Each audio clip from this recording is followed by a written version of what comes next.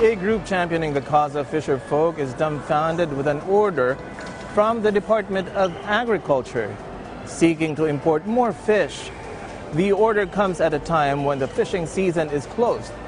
For the group, with the country's vast territorial waters, why should there be a need to import a local resource that can actually be harvested in abundance from our own backyard?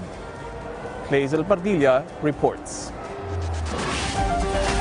The pambansang lakas ng kilusang mamamalakaya ng Pilipinas or Pamalakaya lambusted the government's move to approve another importation of fish. This after the Department of Agriculture released Special Order 1002 signed by Senior Undersecretary Domingo Panganiban authorizing the importation of 25,000 metric tons of fish during the closed fishing season.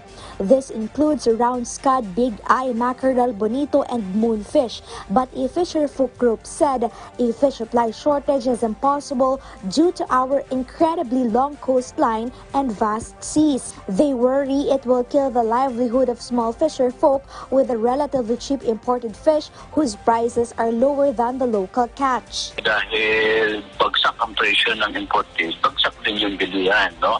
Sa mga huli mga malit na mga isda, binabayo na kami ng napakatinding taas ng gasto sa produksyon dahil sa gasolina at crudo. But the Agriculture Department insisted there will be an insufficient supply of fish.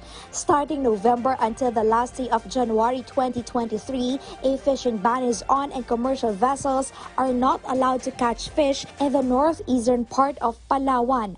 Marami naman nagtumututol pero hindi naman rational eh. Talagang mawawala ng isda sa ngayong last week of November and December dahil spawning season yun eh. The agency pointed out of already reducing the volume that the country needs to mitigate the impact on local fisher folks. Ito pong 35,000 metric tons, mga marine fish po ito, pero yung iba pong magiging kakulangan ay ito-source out po natin locally, lalo na po aquaculture. The validity of imported clearances will last until the end of January. That's why they are encouraged to immediately dispose of the imported fish once a permit is issued. This to prevent an overlap with the local catch by the end of the closed fishing season. Aside from fish, the Department of Agriculture is looking into importing red onions amid rising prices of the said produce. They are considering importing no more or higher than 7,000 metric tons of red onions.